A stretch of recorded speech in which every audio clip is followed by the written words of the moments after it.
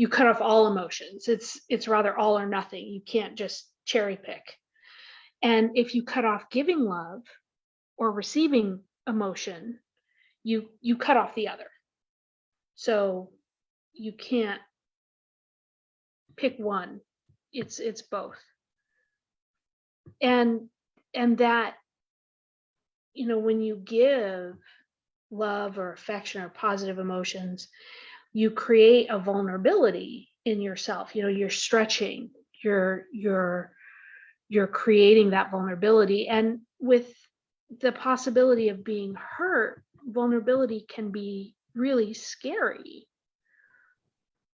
But without vulnerability, without that softening of your heart that vulnerability brings, we can't love.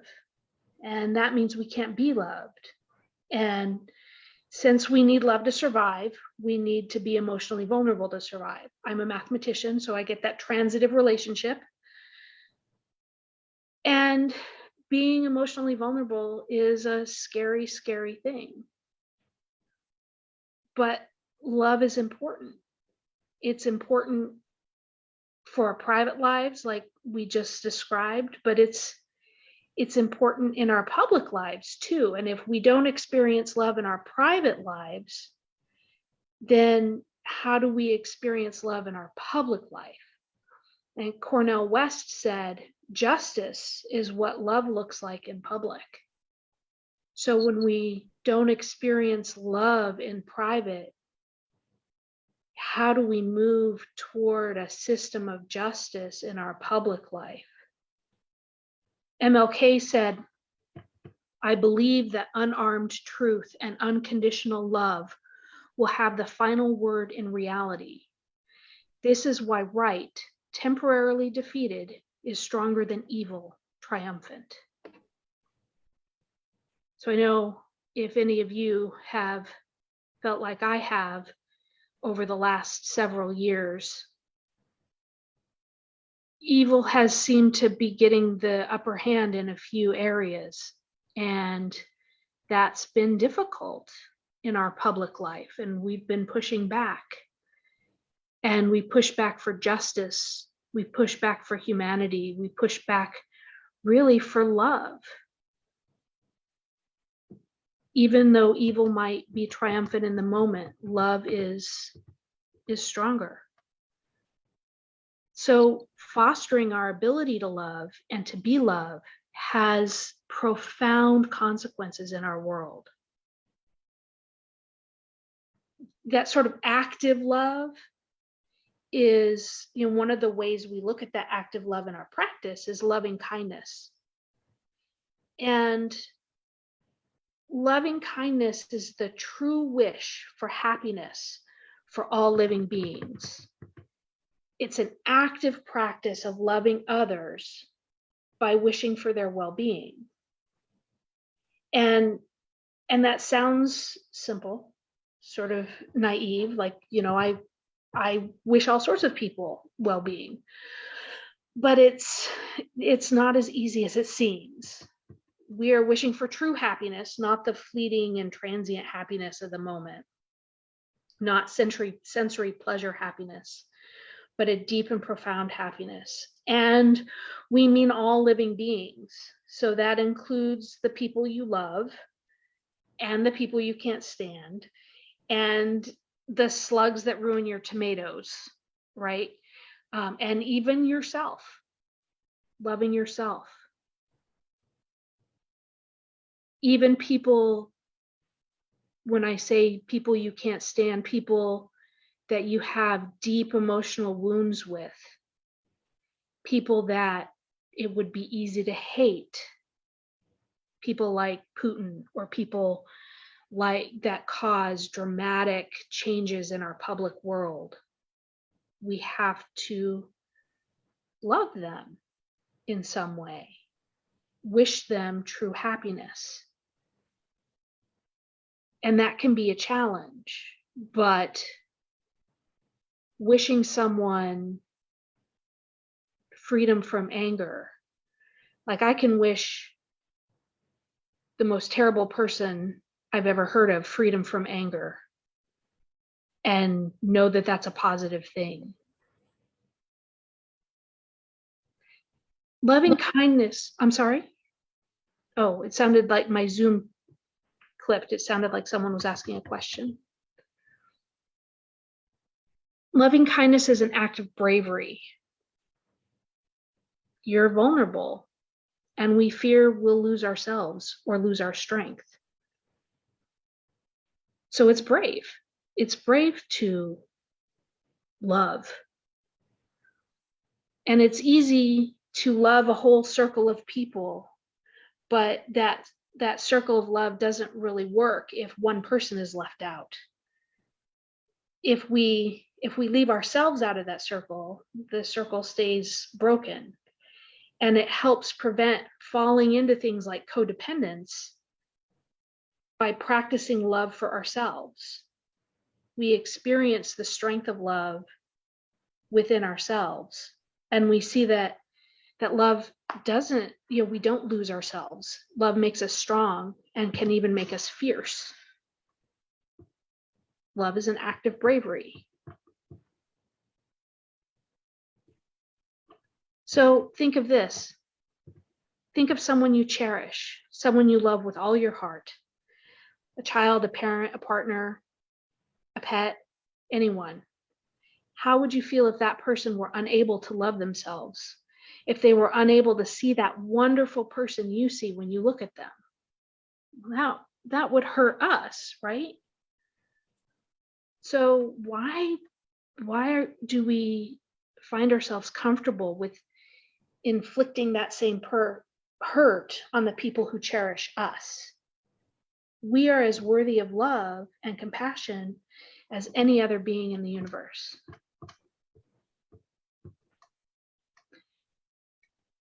Paulo Freire, an educator, said, because love is an act of courage, not of fear. Love is a commitment to others. No matter where the oppressed are found, the act of love is commitment to their cause, the cause of liberation. And Buddha said, hatred never ceases by hatred, but by love alone is healed. This is the eternal law. There's a lot of pain in our world right now. I mean, in the last 6 years or so, in particular, there's been a lot of pain, a lot of fear. And, where there's war, there's fear, there's prejudice and anger. And most of us can't do really big things on a large stage to change the world, but we can change ourselves. And our changes influence our families, and our families influence our communities, and our communities influence our nation. Napoleon Bonaparte said, force cannot organize anything in the long run. The sword is always beaten by the spirit, by which I mean the civil and religious institutions of a nation. I think we are certainly seeing that in Ukraine, where the Ukrainians have stood by the spirit of their nation and are standing against force. The only things we really have control over is ourselves. And instead of being angry at the world, let's focus on doing everything we can to make the world a better place. And as corny as that sounds, that starts with love, loving ourselves and loving others. Thank you.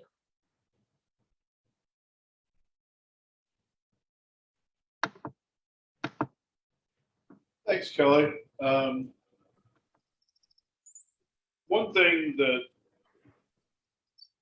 some people outside the Buddhist community think of Buddhists when we talk about loving all living beings, or let's even say all people, is that what we're saying is become a doormat and just allow people to do whatever they want to you while you smile and say, I love you. And That's not what it means at all. We can love someone and still remove toxic people from our lives. In fact, that may be the act of love, is to remove them from our lives. We can love someone and still work against or stand against their actions that are harmful to other living beings. So, in many ways, it's an attitude, not an action. I don't think that by loving someone, you have to accept everything that they do. No, you can still stand against what they're doing. Just do it without hatred. Do it from a spirit of love. And if it reaches that point, remove them from your life. Because remember, you are part of all living beings. And loving all living beings is also to do what's best for yourself. So never confuse love with passivism. It's not the same thing. That passivism, Pima Chodron refers to it as idiot compassion. Hello, Pima. So, that where you, and I equate it with being nice. That nice is not compassion. Nice is not love. Nice is a social construct that means don't make any ripples. Where being kind and being loving means sometimes the most compassionate, kindest, and most loving thing is to let someone sit in their own shit for a while and let them deal with it. Not to rescue them. But yes, to absolutely stand up for your own boundaries, because you are just as important as anyone else. Kelly, I'm really enjoying your talk today because this is my life. Compassion and vulnerability, and it being a strength and not being a doormat, as Glenn said. Because one of the fun things, I do a lot of learning on developmental science for kids, especially because I work with kids a lot. And one of the cool things is that when you talk about like loving someone being so important, in order to learn to love, to literally learn to love, you have to be loved first to literally form the pathways in your brain that will allow you to. Right. Which is why it's so hard to work with kids that don't get that consistently when they're younger. So like they have to be loved repeatedly and consistently. And that's kind of helped me think about other people too, and just trauma, not just in the field, in the space that I spend a lot of time, but then translating that out to the world and realizing there are a lot of people that for whatever reason didn't get that love. They survived, but they're rough edged, they're abrasive.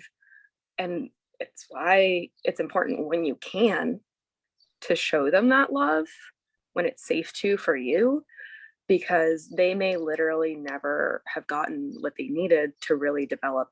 It's actually a skill. Like it is a literal skill to be able to love, express love, and give that. And if you haven't felt it and haven't practiced it and had someone shown it to you, you actually can't.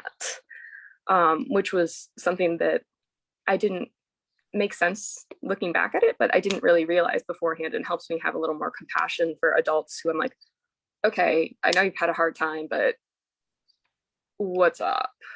And then I really appreciated your emphasis on both compassion for others, but also compassion for yourself, because just that grind, when kind of your thing is that you're putting out a lot of energy for other people in your life, you're giving them space for working through things. That's very compassionate. But if you don't take care of yourself, and this is what a lot of people, a lot of friends that I have through foster and adoptive and kinship circles, they throw out a lot of energy. And the big lesson that people realize and really cherish once they get it is, I cannot do this for others if I don't give it to myself. Like I have to give it to myself first and be able to keep this stable and be there for long term. You must put your own oxygen mask on first. Yep. And then also when you mention vulnerability as a strength, that really resonated because I was talking to my son recently. He's a teenager, and he was saying how insecure and vulnerable he felt and didn't know if he wanted to open up on some things like he did, but he didn't. And like just the idea that that's a strength is so big, because after everything that he's been through, like I told him, like, you've been through so much, and the fact that you can still do this is amazing. Like that's strength right there. So those were the thoughts that came up while I was listening to your talk, and yeah, I always appreciate it. Thank you, Kelly. Thank you.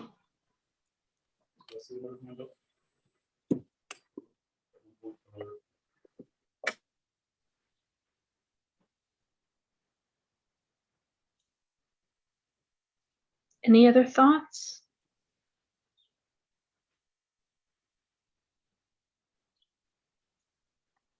You know, one thing that came up for me, Molly, when with what you were saying, I was listening to Penn Jillette, and he had been interviewed for Trump's security clearance. And he was wondering why, because he didn't know him very well. And the investigator told him that normally they interview people's friends, but they had been unable to find anyone who considered themselves friends with Trump. And I thought, you know, for all the horrible things, what must that do? What has to be broken in a human being to not be able to have friends? And that led me to a lot of compassion.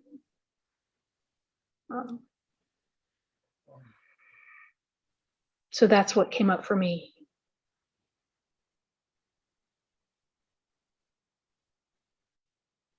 I have two quick thoughts piggybacking on what you said. Since the war in Ukraine has started, I always think of, you know, Putin is one man, and the amount of suffering and trauma he has caused, not just the Ukrainian people, but the Russian people, the world, you know, because of sanctions and oil and whatnot. The amount of suffering is just immense. But then when they talk about him, how isolated he is, how fearful he is, how, you know, there has to be something psychological there. And it's still hard, but that does give me a little bit of compassion for him. But secondly, on a slightly happier note, you know, you mentioned the vulnerability. And I remember when the pandemic started and they sent us home to work.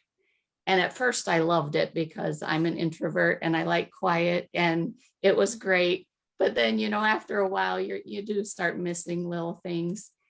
And I remember the first thing I did on Facebook, I started messaging people, or my friends that I have emails for, I started emailing them, and how many responses I got, because, you know, we were all going through the same thing. And it was so nice to have someone to reach out and talk about it. And I have several friends I still email, and we know, like, if I email you and it's 2 weeks before I respond, you're busy, and that's okay. But eventually they respond. And Jenny Jones from the center and I have been sending each other snail mail because we like to get snail mail. And, you know, I just think of how easy that was. I was vulnerable, but everyone was feeling a similar thing, and how nice it was, and how many friends, you know, clung on to that. Thank you. Yes.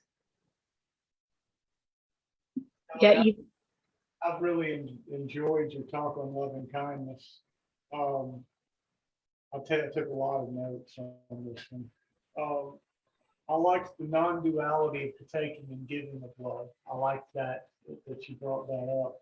That you can't have one without the other. That makes a lot of sense to me. A lot of sense, and you can't show it in one area and not another. You can't make a circle and have one person left out. That you clarified everything really well, and I appreciate that. And you said, what did you say compassion was? It is idiot kindness? In- Is idiot passivism? The nice, idiot compassion is the being a doormat and letting everybody, being nice and letting everybody walk over you. Okay, thank you. Yeah, I think that this is actually kind of an interesting lens because many in our society have been trained to be nice.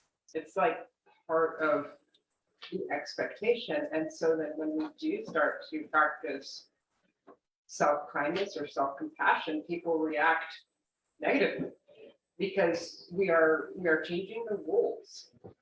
And this is kind of, I think it's kind of an interesting way to look at how we, like, not we as individuals, but we as society look at groups in our culture. Is like, if we expect them to step in line or be a certain way and hurt themselves by not being self-compassionate, I think that that's another way to kind of understand some of the things that are broken in our society in ways that we can start to fix it. It's like, how can we enable people to, or how can we make it easier for people generally to practice self-compassion?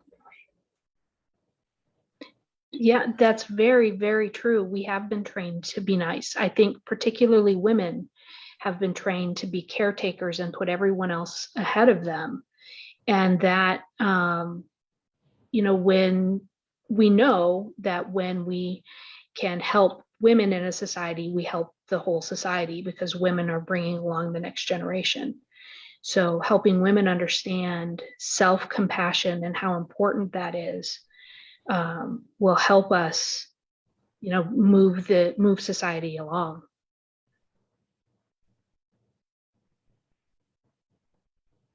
But yes, you get a backflash on that. I was going to say that brought up for me some thoughts on compassionate parenting. Because that niceness sometimes feels like it translates, especially as kids get older, into just kind of giving in to what they want. Well, it would be mean to do this, or it's too hard, or whereas the actual compassionate thing is to have boundaries and to have the hard conversations and to actually continue parenting, because some of the interesting things that I get from my teen are, well, everyone else I know has, or they can do whatever, or my friend gets to. It's like, well, I bet they love that, but it could be that their parents just don't have the bandwidth, or they've been raised differently, or they have different resources. But do you think that's really healthy for them? And if it's not healthy, is it really compassionate parenting to let them do whatever they want? Because compassion is not necessarily easy. Like you said, it's not the nice of giving them what they want. It's giving them what they need in that moment. Definitely. I always put a caveat when I hear that term, giving them what they need, though, because we have to make sure that we're giving them what they need, not what we think they need. Right. I have a question regarding that, because I'm kind of conflicted at the moment with this very thing, because I have, not just teenagers, but I have 20-year-olds, and I'm realizing that I don't know who I am. So how could I give them information about the world and judgment or opinion on what they should make, decisions that they should make for their lives? And as much as I want to show them love and compassion, and send them down the right path. The right path is everything that everybody told me that I should have been doing, and all of these ideas that they put into my head of right and wrong and correct and incorrect. And I'm so afraid to do that to my own children now that I'm getting some clarity of my lack of understanding of the world and my place in it, and clarity that how can I give someone advice or direction if the direction that I received perhaps was not the correct direction at all.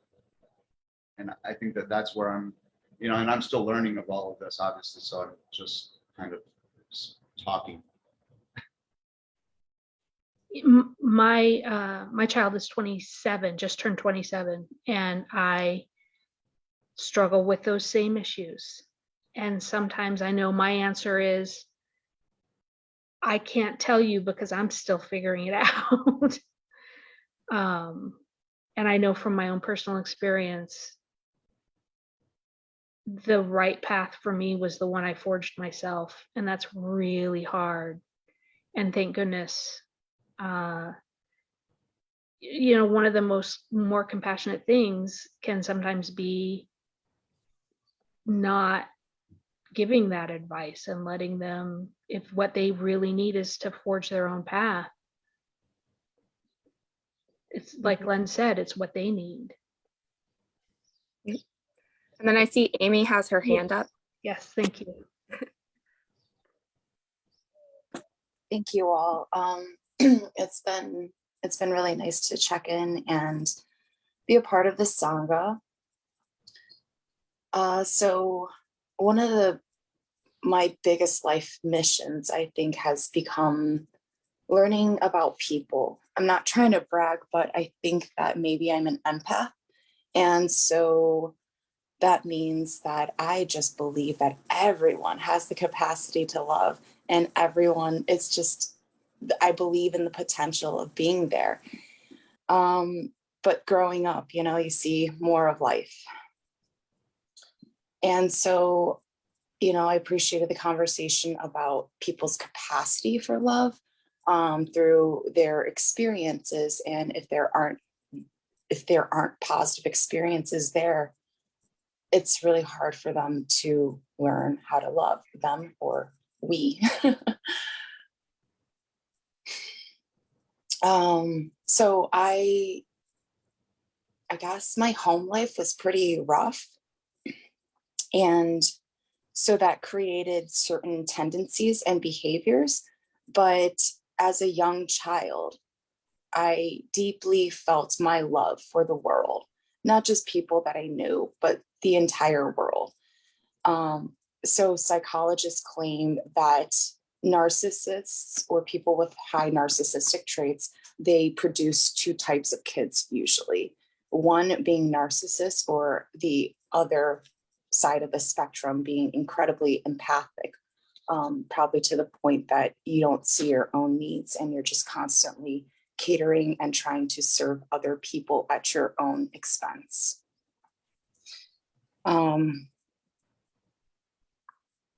So I decided to cut off relations with my mother about 10 years ago, just because I realized that I couldn't keep trying when I'm the only one trying. So there's, in my personal life, the impact, but also on a larger scale. So it was difficult in the beginning to cut off relations with her because I just wanted to love her. And I'm her daughter. I'm her shadow. I know her. I know her pain. Like, just let me just sit here for a moment and let me behold you in silence. And she just, there's just too much past. There's too much life. She can't sit through it. But anyway, so I had to move on and I had to grow. And I'm really grateful that I did that because, the tides are turning and I can begin to be there for my family in a way that I would not have been able to if I did not begin to recover. And then secondly, outside of my family, there's my community. which is anybody that I run into, I begin to realize that not everyone had the option of cutting it off with their family, or it just wasn't that bad. And even when situations weren't like a quote unquote difficult home life, there's still weird family dynamics that people play into. And, you know, it always ends with a, yeah, but it's my mom, it's my family, you know? And it's like, okay, I understand it's your family, but still recognize that that is not healthy behavior. Even if we step into it, knowing that I'm enabling or I'm permitting something to happen. But, you know, anyways, I don't want to continue to ramble, but this has been a great conversation of learning how to love others without attachment, without expecting them to become healed just because I was kind to them a couple times. But just really putting it in the higher power's hands, that I will do my part to show kindness and go that extra mile as far as I can. But this is not my responsibility to heal them. But my responsibility is to grow my light within myself so that I can take it somewhere. Thank you. Thank you so much, Amy, for sharing.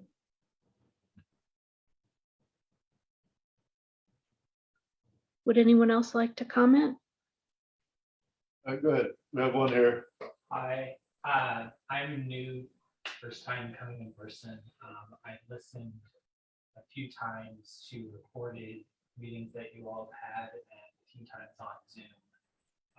And I just want to say that I'm amazed. I think what you all have going here is really something special.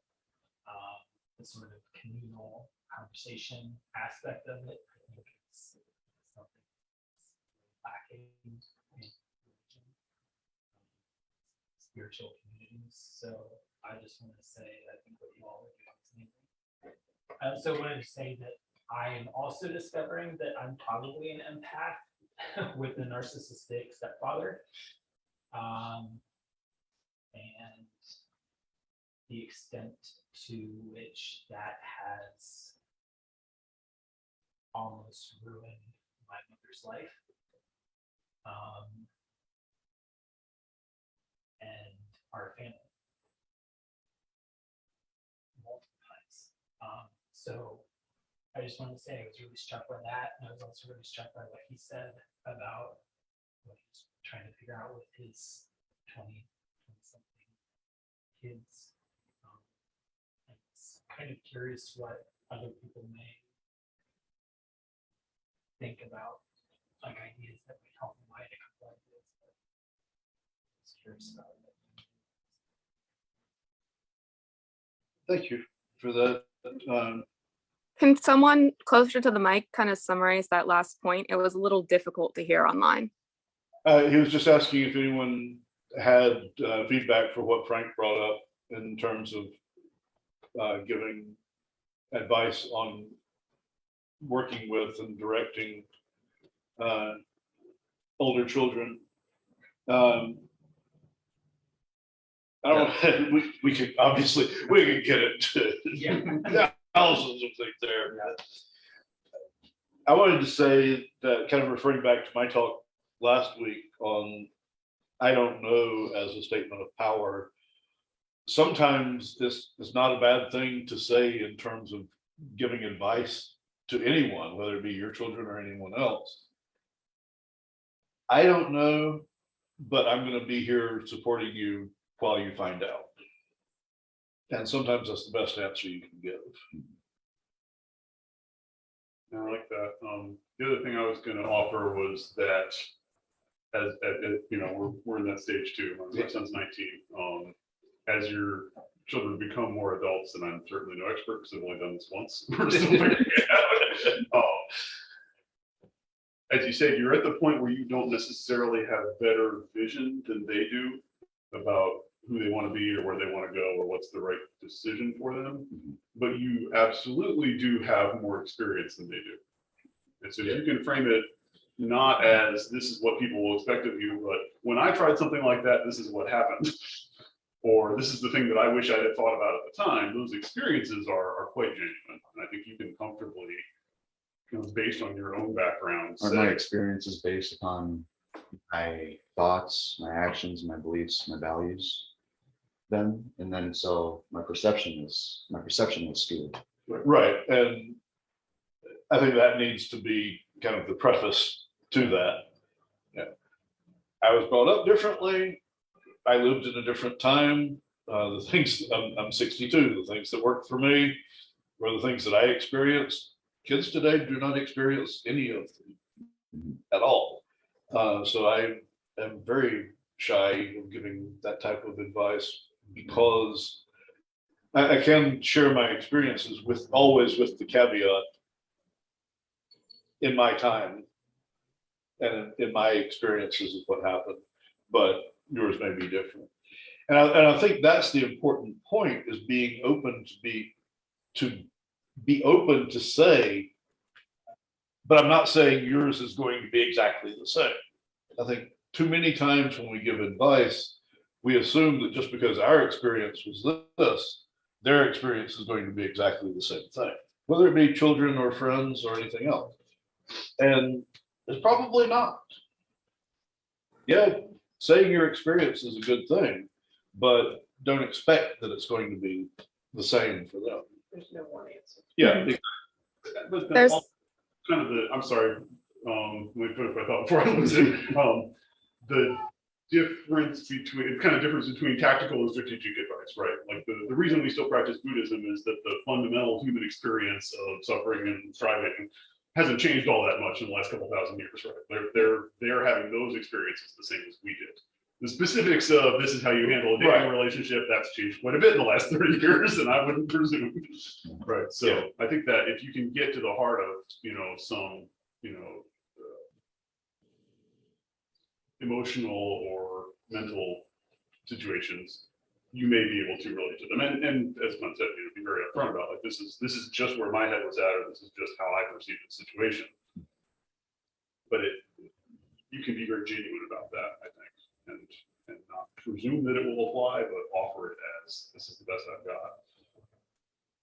So just an interesting perspective from both working with foster youth with some big behaviors and also kind of a neurodivergent perspective, is that in parenting, and I don't have the older, 16 is the oldest that I've done so far, and it's relatively new, but really driving down and less like not giving advice, but figuring out what's really important in life and being able to have those conversations. Like, is this a normative thing that we're talking about where, okay, culture will frown on it, but it doesn't actually hurt anyone and you could have a happy life? Or is this something where we're really getting to the root of whatever values are? And like, you have to really understand and think through like, okay, what are my values? Why are they? Do I really agree with them when I look at them? Because they've been ingrained in me. But like, we have very oppositional behaviors, like a need for deep control. And sometimes the hard thing to let go of is, okay, I don't really think what you're doing is the best, but is it going to cause major harm? Is this requirement really needed? Like, okay, you want X. Normally people wouldn't allow that. That's considered permissive parenting, but does it actually hurt anyone? And does it help this person through the day? You're good. Like, you don't have to enforce something just because culture says because. Same thing from like a neurodivergent perspective. There's a lot of different things like how you dress or how you act or how you move in the world that culturally are looked really askance at. But if you really step outside of it and look at it, you don't really have to have an opinion on that. It hurts no one if it makes that person happy. So I don't know if this helps, but this is what was coming up for me, is there's a lot of things in culture that are culturally considered like the way you have to do it, and we get ingrained with it. But realistically, you don't.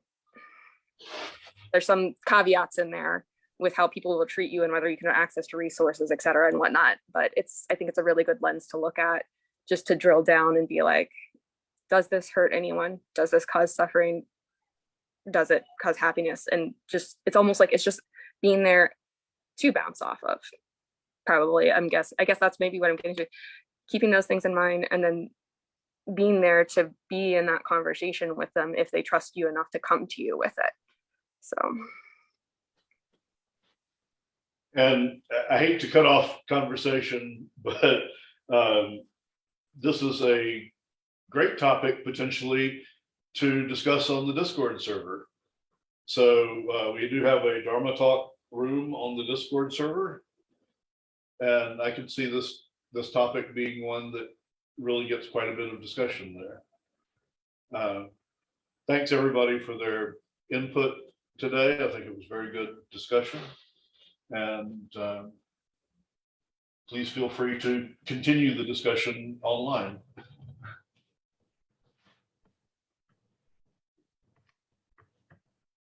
Let's continue with the Bodhisattva vow.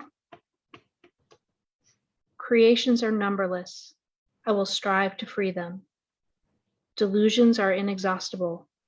I will strive to transform them. Reality is boundless. I will strive to perceive it. The awakened way is unsurpassable. I will strive to embody it. May your thoughts, words, and actions be corrective and encompassing of the pragmatic Buddhist path. May you approach this week with deference and dignity, and may you spread your personal peace to all those you encounter. May all sentient beings have happiness and its causes. May all sentient beings be free of suffering and its causes. May all sentient beings not be separated from sorrowless bliss. May all sentient beings abide in equanimity, free of bias, attachment, and anger. Svaha.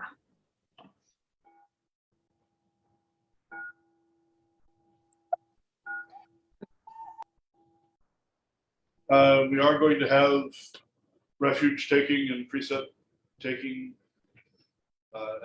at this point. If you'd like to stay, you're certainly welcome to.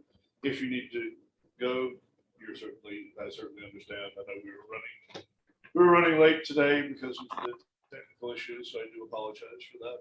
But would those who are taking refuge stand or indicate to me online by raising your hand online that you're taking precept, taking refuge? What is refuge? It's Buddhist baptism without the water. Oh, okay. Stop the live stream. Okay. Yeah.